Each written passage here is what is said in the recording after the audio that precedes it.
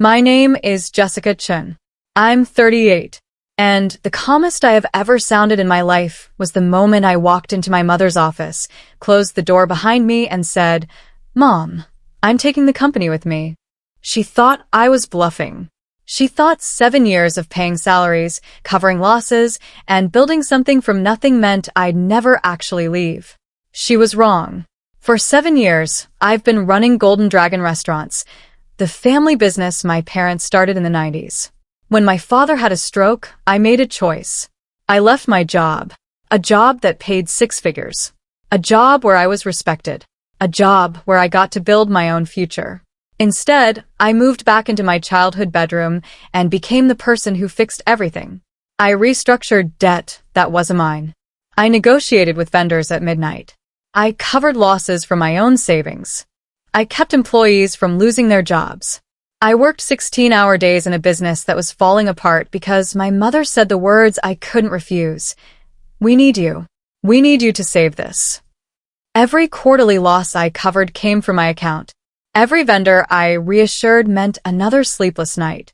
Every employee I kept meant another sacrifice I didn't talk about. I didn't date for 3 years. I didn't take a vacation. I didn't go to my best friend's wedding.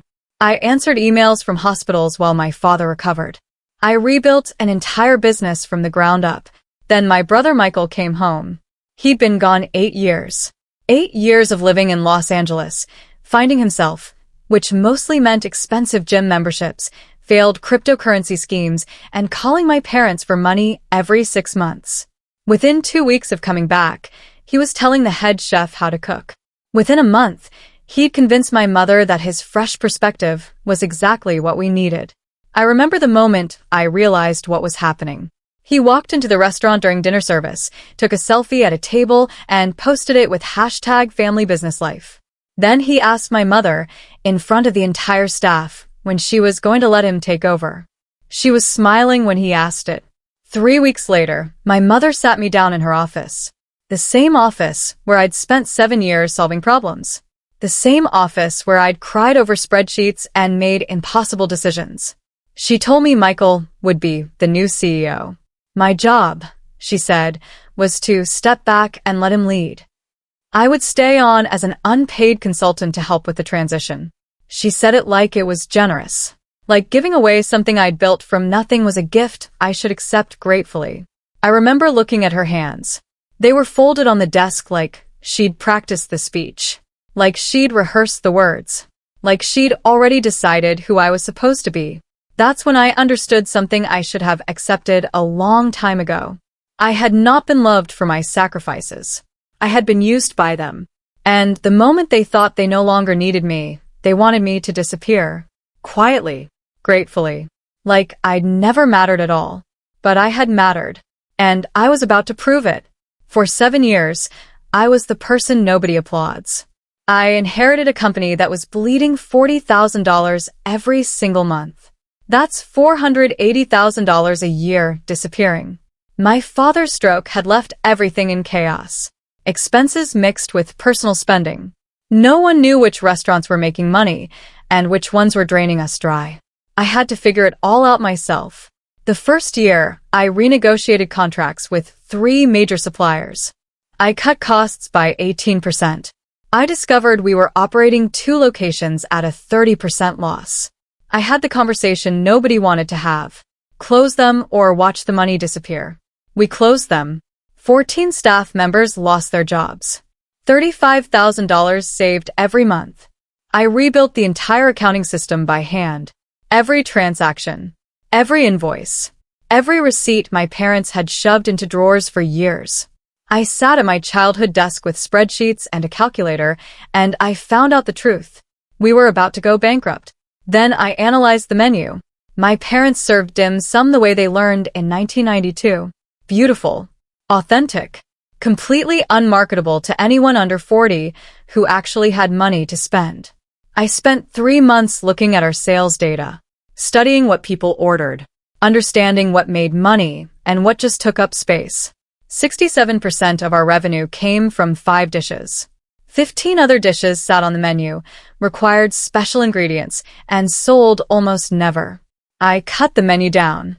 I added fusion items that kept the soul of the restaurant but made sense for the customers who actually walked in. Efficiency increased. Food waste decreased. The average bill went up 23%. I worked at 4:20 in the morning answering emails to suppliers. I renegotiated contracts while sitting in hospital waiting rooms. I built cash flow sheets while my father was in physical therapy. I approved payroll from my childhood bedroom at 2 a.m. I called landlords. I negotiated with banks. I personally guaranteed a line of credit for $150,000 when we almost got foreclosed on. That means if the business failed, I was responsible for paying back that money. I did all of this while my mother made decisions and my father recovered. I did all of this while my brother Michael was in Los Angeles posting Instagram photos. I worked 16-hour days. Not sometimes. Every day. I didn't take days off. I didn't take vacations. I didn't have time for a personal life.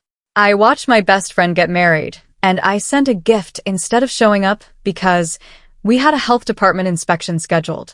I turned down dates. I skipped family events. I let my apartment lease renew for 18 months without actually living there because I couldn't afford to lose focus. By year 7, the numbers told the story. Revenue went from $800,000 to $1.2 million. 3 profitable locations. Consistent customers. Staff members who showed up because they knew I cared about them.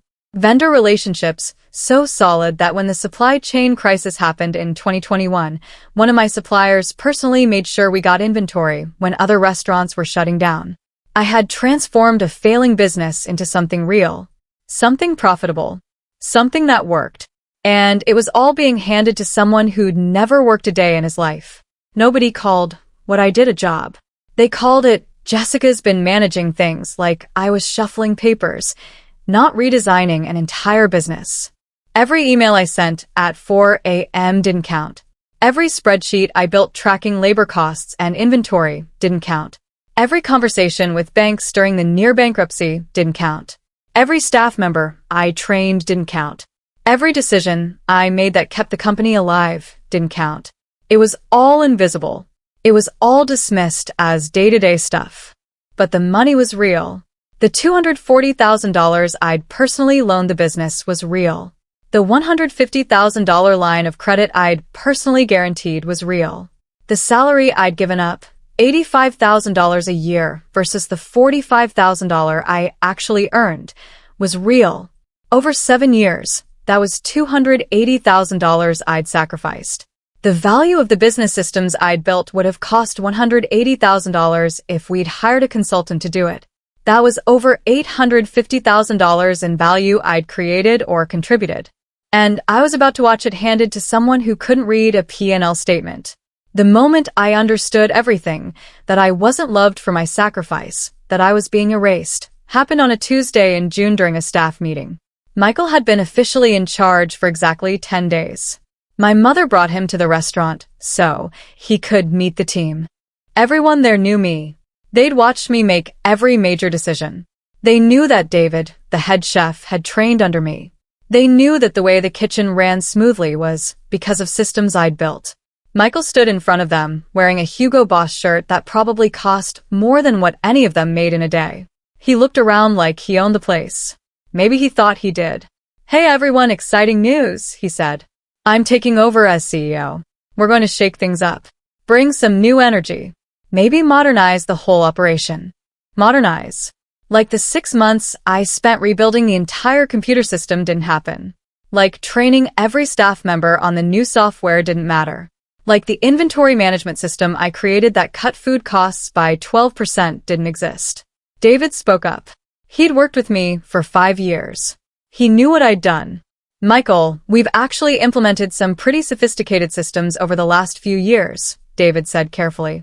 "You'll want to understand how Jessica structured everything before making changes." Michael looked at David like David had interrupted something important. "Yeah, Jessica's been doing the day-to-day stuff," Michael said. "That's great. But running a restaurant is about leadership and vision, you know? It's about presence." Presence. I stood there and watched my mother nod. Actually nod. Like my brother had said something brilliant. Like 7 years of detailed work meant less than his confidence in an expensive shirt. That was the moment. Not when my mother told me I was being replaced. Not when she offered me an unpaid consultant job. This moment, right here, when my own brother, in front of my staff, reduced 7 years of work to day-to-day stuff. And my mother agreed with him. I didn't say anything. I stood there while he talked about his vision for a modern brand identity. While he suggested we probably needed to rebrand the whole thing. While my mother watched him with pride, with belief, with the look I'd been waiting for her to give me. My hands stayed at my sides. My face stayed calm. But inside, something shifted. Something clicked into place. I went to my office after the meeting. A small desk in the back of the restaurant. And I made a list. Not an emotional list. A financial one. I opened the business accounting system. I pulled every single transaction from the last 7 years. I started documenting everything. Every dollar I'd personally contributed. Every loan I'd guaranteed. Every salary I'd skipped. Every process improvement I'd implemented. Every metric I'd changed since I arrived. The numbers made me understand what my mother had done. What she'd really done. $240,000 in personal loans to the business that were never formalized. A line of credit I personally guaranteed. $150,000. Salary differential. The job I left paid $85,000 a year. The job I took paid $45,000. Over 7 years, that was $280,000 I'd sacrificed. The value of the operational systems I'd built, based on what consulting firms actually charge, approximately $180,000. That was over $850,000 in value I'd created or contributed to this business. And I was about to watch my brother take credit for it. But that's not what made me angry. Anger would have been easier. Anger would have been simple. What I felt was clarity. I called my former boss that night. The consulting firm I'd left 7 years ago. I asked one question. If I came back, would you have a position for me? He didn't hesitate. Jessica, we never replaced you. We'd hire you back tomorrow. Then I called a business lawyer, a friend of a friend, and asked about non-compete clauses. About intellectual property. About how to separate a business legally. That's when I understood what I was going to do. Not revenge. Not destruction. Just leverage. I had spent 7 years making myself absolutely essential to this company's survival. And now I was about to show everyone exactly how essential I was. But I didn't tell anyone. Not my mother. Not Michael. Not the staff. I just started paying attention to every detail I'd built. Every relationship I'd fostered. Every system I'd created. And I realized something that made me calm for the first time in days. I could rebuild this anywhere. With anyone. And everyone who actually knew the restaurant business knew it too. While Michael posted menu redesign ideas to his Instagram story, ideas that would never work, I was living in 2 timelines at once. In one timeline, I was the dutiful daughter. I trained Michael on the systems. I showed him how to read cash flow statements. I tried to make sure the company I'd rebuilt didn't collapse the moment I stepped back. I smiled when he made mistakes. I answered his questions. I pretended to believe this would work. In the other timeline, I was building an exit strategy that would leave nothing behind. It started small because it had to. I began documenting everything. Not in a paranoid way, but in a legal way. Every process I'd created, I wrote down step by step. Every supplier relationship, I documented the personal connections, the history, the terms we'd negotiated. Every staff member's strengths and training went into a file. Every customer pattern. Every seasonal trend. Every operational insight I developed over 7 years. I created a comprehensive operational manual. 73 pages. Everything needed to run the restaurants at the level I'd built them to. Step-by-step instructions. Decision trees. Contact information. Vendor relationships. Everything. I put it in a password-protected file on my personal computer. Not shared with the company. Mine. This took me 3 weeks, working after closing time. Then I did something more calculated. I started having coffee with the key people. Not all at once. Not in a way anyone would notice. Just casually. Over 3 weeks. I had coffee with David, the head chef. Hey, I'm just thinking about my next chapter, I said. You've been incredible to work with. If I were ever doing something independent, would you be interested in being part of it? He looked at me carefully. He understood what I was really asking. Jessica, what's happening? He said. Just exploring options, I replied. But I value you. I wanted you to know that. He nodded. I know what's happening with Michael. I see it. And I want you to know, if you're building something, I'm in. I had that same conversation in different ways with 5 other staff members. The sous chef, the front of house manager, 2 experienced servers who understood the business better than half the managers out there, the accountant I'd hired to rebuild the books. I wasn't recruiting them. I was just clarifying. If I left, where would they stand? Who would they choose? All of them chose me. At the same time, I started consulting work again. Small stuff at first. A family friend wanted help with their restaurant's menu pricing.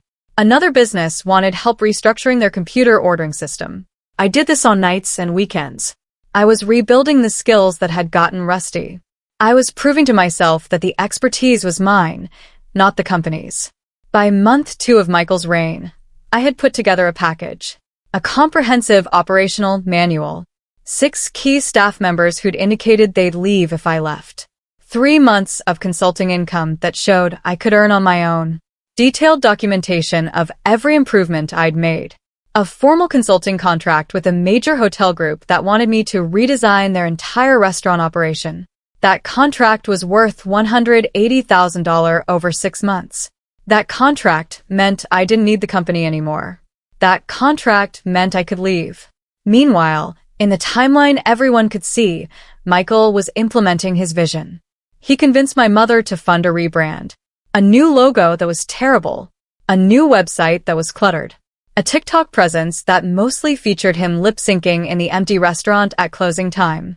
He changed suppliers to companies he had personal relationships with his friends.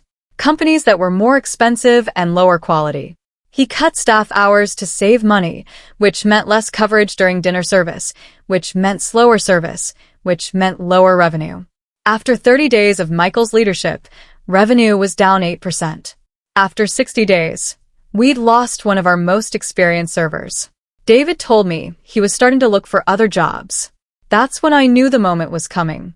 My mother called me into the office.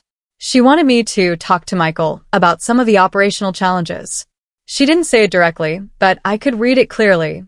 Things were falling apart, and she was starting to realize that day-to-day stuff was actually what kept the company running. I agreed to help. I even did. I showed Michael where the inefficiencies were creeping back. I explained why changing suppliers midstream was destabilizing. I suggested he focus on execution rather than rebranding. He ignored all of it, but I was documenting it. Every failed decision, every revenue dip, every staff member who quit, every vendor who called me asking if everything was okay because Michael's approach was erratic. I secured office space. A small shared workspace in a building 3 blocks away. I registered an LLC, Chun Hospitality Consulting. I had conversations with my hotel group client about a larger contract. I reached out to the restaurateurs I'd helped over the years and let them know I was considering taking on more consulting work. I did not steal a single client from the company. I did not poach the vendor list. I did not promise staff members anything they couldn't verify themselves. I just got ready. Ready for the moment when my mother would realize what she'd done. Ready for when she'd ask if I could fix it. Ready for when I'd have to tell her no. Because I'd learned something crucial during those 7 years. Fixing other people's problems had stopped me from fixing my own. And I was done with that. 3 months into Michael's tenure, I had everything I needed. The documentation, the allies, the income, the legal framework, the expertise that belonged to me. I wasn't angry anymore. I was prepared. And preparation is quieter than anger. Preparation is stronger. 3 months into Michael's tenure, my mother called me into the office and asked me to pull the quarterly financials. Not to manage them, just to explain them to her. She was confused why they looked worse than when we were struggling under my leadership. I printed them. 4 pages. Clear data. Revenue down 12% from the same quarter last year. Food costs up 6%. Labor efficiency down. Customer satisfaction scores down. The one bright spot. Michael's rebranding costs were coming in under budget, which meant we were losing money more slowly than it could have been. I sat across from her in her office, and I didn't sugarcoat it. Michael is running the company into the ground, I said. Within 6 months at this rate, we'll be operating at a loss again. Within a year, we won't be able to meet payroll without another injection of personal capital. She looked pale. But you said he just needed time to adjust. I was being diplomatic, I said. What I meant was, he's making decisions without understanding the business. He's changing things that work. He's alienating people who know how to do this. So fix it, she said. It wasn't a request. It was a command. The way she'd spoken to me for 7 years. Like I was the solution to every problem. Like my job was to clean up after everyone else. That's when I said the words that changed everything. I'm not going to fix it, I said. She stared at me. What do you mean? I mean, I've spent 7 years fixing problems that weren't mine to fix. I've sacrificed my career, my personal life, my own future to save a business that doesn't belong to me. And the moment I succeeded, the moment the company was stable and profitable, I was replaced by someone who has no idea what he's doing. Jessica, you're overreacting. I have a job offer, I said. I slid a piece of paper across the desk. It was the consulting firm contract. 6 figures. Benefits. My own book of business. From my former consulting firm. And I've been consulting independently. This year I'll make more from that than I make here. Her hands shook. You're leaving? I'm not leaving the restaurant immediately, I said. Because unlike Michael, I actually care about the people who work there. But I'm not fixing his mistakes. I'm not saving the company again. And I'm going to train my replacement to do my job. She tried everything. She asked Michael to step back. He refused. Said I was being territorial. Said I wanted to control everything. She asked me to stay. I said no. She tried to appeal to my sense of family obligation. I reminded her that family was the word she used when she needed me to sacrifice. But the real moment, the moment she understood I wasn't bluffing, came when David asked to speak to her. He told her that several key staff members were leaving if I left. That the operational systems I'd built were sophisticated enough that they'd require significant investment in training if people walked. That he personally had job offers elsewhere and would take them if I did. Then he said the thing that broke her. Respectfully, Mrs. Chin, Jessica built something here. Michael is destroying it. And if you let her leave, you're not just losing a daughter. You're losing the people who actually know how to do this. That night, my mother called me. Not asked. Called. Like she understood for the first time that she'd lost me. What would it take for you to stay? She asked. I had prepared for this question. I had documented my answer. Ownership, I said. 33% stake in all 3 restaurants. A formal title. President of Operations. And Michael steps back to a marketing consultant role with a fixed budget and no operational authority. Jessica, he's my son, and I'm your daughter, I said. And I've already proven what I can do. He's had 3 months and proved what he'll do. So that's the choice. Those terms or I leave, and everyone who knows how to run this leaves with me. There was a long silence. Then she said, let me talk to Michael. Michael lost his mind. He said I was being manipulative. Said I was using staff leverage against him. Said I was being selfish. He wasn't wrong about one thing. I was being strategic. But strategic isn't selfish when you're protecting something you built from someone who's destroying it. My mother didn't side with me because she suddenly realized she'd been wrong. She sided with me because she'd run the numbers and understood that losing me meant losing the company. But here's what mattered. She called a board meeting. She wanted to make it official, professional. Not just her decision, but a documented decision with witnesses. That's when I knew I'd won. Not because I destroyed Michael, but because I documented my values so thoroughly that ignoring it was impossible. The boardroom was at our accountant's office. Professional. Neutral. Everything was recorded, as was protocol for board meetings.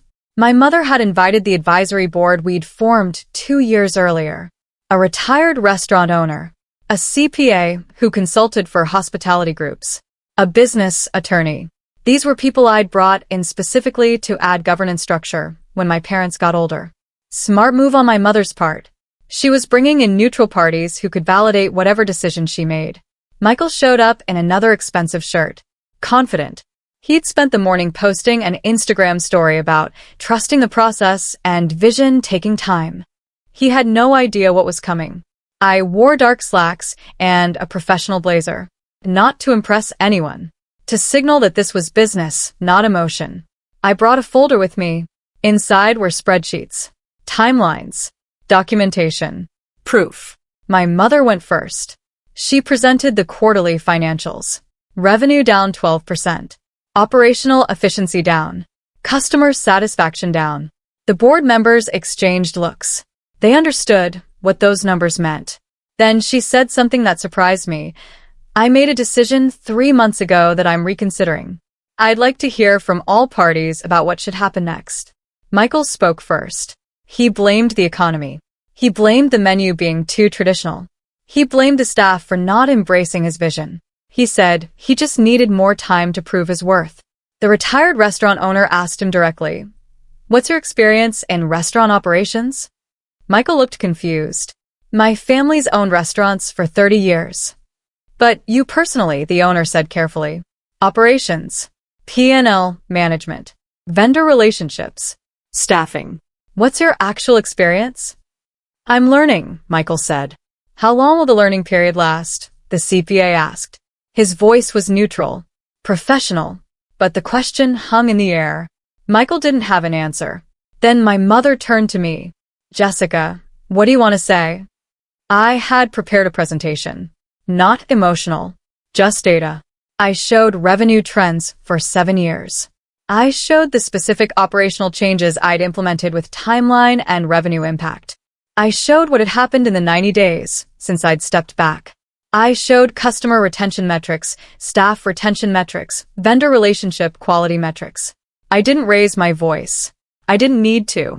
3 months ago, I was replaced because my contributions were called day-to-day stuff, I said. In those 3 months, almost every metric I'd spent 7 years improving has declined. That's not coincidence. That's causation. The question the board needs to ask isn't whether I can fix this. I've already proven I can. The question is, does this company have a sustainable leadership structure? And if not, what does that cost? The attorney leaned back in his chair. What are you proposing? I'm proposing that Michael transition to a marketing consultant role with a defined budget and no operational authority. I take the president of operations title. I receive a 33% ownership stake in all 3 locations. And we implement the governance structure I designed 2 years ago to ensure this kind of succession problem doesn't happen again. Michael exploded. This is ridiculous. She's making this about power. Actually, the CPA interrupted. She's making this about sustainability. Those are the operational numbers. They're objective. The board took a vote. Not about Michael specifically, but about whether the current operational structure was working. 3 votes. No, not working. 0 votes. Yes, it's working. 1 abstention. My mother. Then they voted on my proposal. 3 votes. Yes. 1 abstention. My mother. The attorney looked at my mother. You're the majority owner. This is your decision. But the board is recommending this restructure. My mother looked at Michael. He was red-faced, angry, shocked that his confidence and charm had been no match for documented data and professional objectivity. She looked at me. If I agree to this, will you stay? Yes, I said. I'll stay. I'll fix what Michael broke. And I'll build something sustainable. And if I don't, she asked. I held her gaze. I didn't blink. Then I'll leave. And everyone at this table knows what happens to a restaurant when the operations director leaves. David, my head chef, has already told me he'd follow me. So would my management team. So would half the staff. You'll be left with a brand new rebranding campaign and no one who knows how to execute it. It sounds cruel. It sounds like a threat. It was both. And it was also just the truth. My mother signed the document the attorney had prepared right there in the boardroom. She didn't ask Michael how he felt. She didn't ask if he wanted to stay in a reduced role. She just made a business decision, and moved on. That's when Michael left the room. Not dramatically. He just stood up and walked out. And I knew that he'd never work in the company again. I'd won. But not because I'd destroyed him. Because I'd documented my values so thoroughly that ignoring it was impossible. Within 24 hours, Michael texted my mother that he was moving back to Los Angeles. He didn't ask for a severance package. He didn't ask for anything. He just left. Like he'd never been there. My mother called me. He's gone. I know, I said. I chose him over you. You did, I agreed. I'm sorry, she said. And for the first time in months, she sounded like she meant it. Not performatively. Just genuinely sorry that she'd misread the situation. That she'd misunderstood what I'd been doing for 7 years. That she'd confused confidence with competence. I didn't say it was okay. I said, I'm going to rebuild this company. I'm going to implement the governance structure that should have been in place 2 years ago. And I'm going to make sure that what happened never happens again. But the unraveling wasn't just about Michael leaving. Within a week, I called back the staff members who'd given notice. David came back. The sous chef came back. 3 servers committed to staying. The restaurant took a dramatic turn. I implemented the operational systems I'd documented. Revenue stabilized within 2 weeks. Within a month, it was climbing again. The suppliers who'd been alienated by Michael's erratic behavior called me. Jessica, I heard you're back. Should we renegotiate the terms Michael changed? I said no. I said let's honor what was agreed, but let's rebuild the relationship. Within 60 days, we were back to the supplier terms that worked. Then the media angle started. A local business reporter asked me for an interview about how to successfully restructure a family business. I almost said no, but then I realized something. Other people needed to know what I'd learned. Other people needed to see that it's possible to stand your ground when you have documentation, leverage, and belief in your own value. The article came out with a headline, How One Consultant Saved Her Family's Business by Proving Her Worth. I hated that framing. I didn't save it by proving my worth. I saved it by refusing to accept the narrative that my worth had been erased. There's a difference. But the story got picked up. Local business circles started paying attention. Restaurants that were struggling called me asking if I did consulting work. The hotel group that had hired me for the renovation project asked if I wanted to expand to managing their entire food and beverage division. I said yes. My mother watched all of this happen. She watched David respect me again. She watched revenue climb. She watched the local business community treat me like I was someone important. And she finally understood what she'd almost lost. About 6 weeks after the board meeting, she came to my office and closed the door. I need to tell you something, she said. Okay, I said. When you said I was using you, that I'd only loved your sacrifices but not you, you were right. And I'm sorry. Not because Michael didn't work out, but because I let you pour yourself into something and then tried to take away the recognition. That was wrong. It was, I said. I wasn't going to soften it. Will you forgive me? She asked. Forgiveness is complicated. I didn't say yes immediately. I said, I need to know that you understand what you did. Not just emotionally, but what it cost me. 7 years. A career I stepped away from. A personal life I put on hold. $40,000 of my own money. I know, she said. And if you bring someone else into a position of authority in this company, and that person doesn't earn it the way I earned it, you're going to lose me again. Permanently. She nodded. Then yes, I said. I forgive you. But forgiveness isn't the same as trust. Trust is rebuilt through consistent action over time. She cried. Not performatively. Not to manipulate me. Just cried because she'd realized what she'd almost thrown away. I let her have that moment. But I didn't move back in. I'd moved into my own apartment 3 months earlier. I didn't suddenly become available for every family event. My boundaries stayed in place. And slowly, over time, through consistent action and respect, the trust was rebuilt. Not because I needed her to love me, but because I needed her to respect the person I'd become. The restaurant continued to do well. Revenue climbed steadily. The operations manager I'd trained was solid. My mother brought in a board member to oversee succession planning. Not Michael. He'd moved to Colorado and started a CrossFit gym. And every time the business faced a challenge, she made a point of calling me first. Not as her daughter, as her consultant. Even though I was family, she paid me.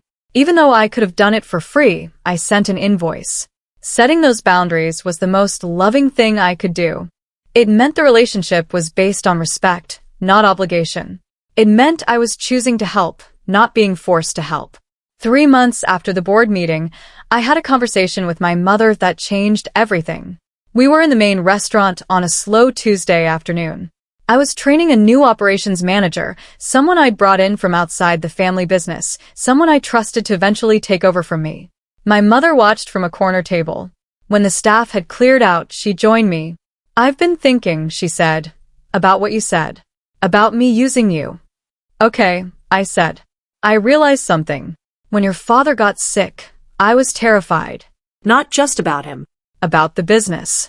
About what would happen if it failed. And you were so capable, so calm, so willing to step in. I let myself believe that you didn't mind. That it was what you wanted. But it wasn't," I said. No. I know that now. And I hate that I didn't ask. I hate that I didn't acknowledge how much you were sacrificing. I just assumed you'd always be there. I let that sit. I didn't fill the silence with comfort words.